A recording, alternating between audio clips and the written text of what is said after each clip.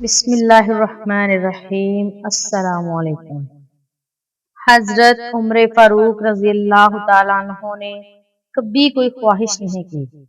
ایک دن مچھلی کھانے کو دل چاہا تو اپنے غلام یرکا سے اظہار فرمایا۔ یرکا آپ کا بڑا وفادار غلام تھا۔ ایک دن آپ نے فرمایا، یرکا آج مچھلی کھانے کو دل کرتا ہے، لیکن مسئلہ یہ ہے 8 میل دور جانا پڑے گا دریا کے پاس مچھلی لینے، اور 8 میل واپس آنا پڑے گا مچھلی لے کے۔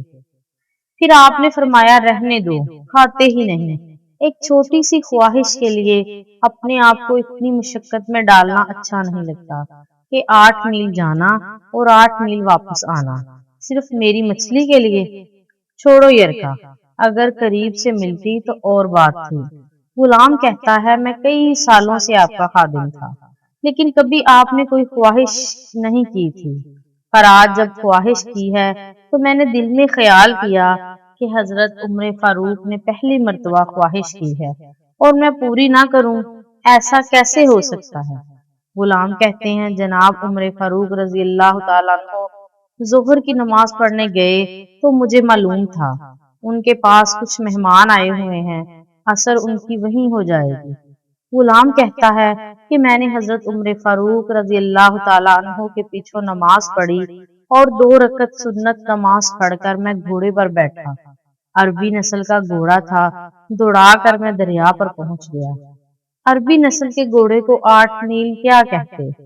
وہاں پہنچ کر میں نے ایک ٹوکڑا مچھلی خریدا اور حضرت عمر فاروق رضی اللہ تعالیٰ عنہ کی عصر کی نماز ہونے سے پہلے میں واپس بھی آ گیا، اور گھوڑے کو میں نے ٹھنڈی چھاؤں میں باندھ دیا تاکہ اس کا جو پسینہ آیا ہوا ہے وہ خشک ہو جائے اور کہیں حضرت عمر فاروق دیکھ نہ لیں۔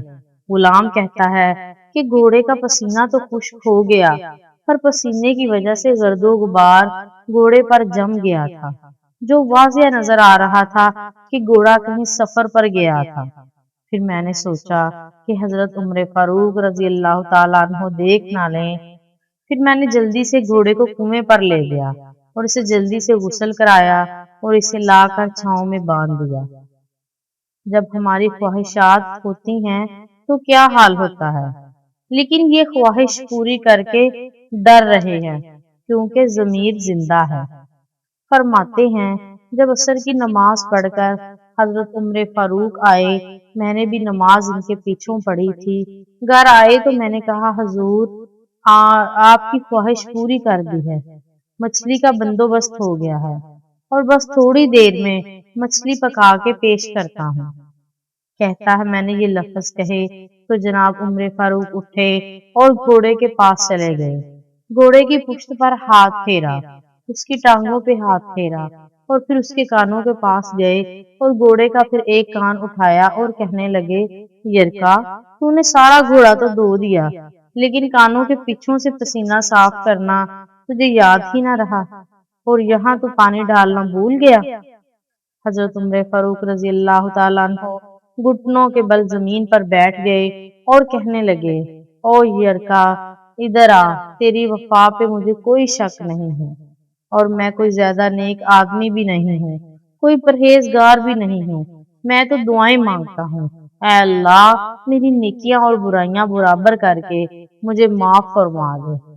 میں نے کوئی زیادہ تقوی اختیار نہیں کیا، اور بات کو جاری رکھتے ہوئے فرمانے لگے، یرکا بات تو بتا، اگر یہ گھوڑا قیامت کے دن اللہ کی بارگاہ میں فریاد کرے کہ یا اللہ عمر نے مجھے اپنی ایک خواہش پوری کرنے کے لیے 16 میل کا سفر طے کرایا، اے اللہ میں جانور تھا، بے زبان تھا، 16 میل کا سفر ایک خواہش پوری کرنے کے لیے، تو پھر یرکا تو بتا، میرے جیسا وجود کا کمزور آدمی مالک کے حضور گھوڑے کے سوال کا جواب کیسے دے گا؟